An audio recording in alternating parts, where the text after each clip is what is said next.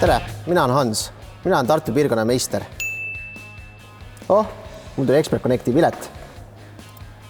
Männiku Piim soovib oma kombainile ekspertülevaatust. Tere, Aavo.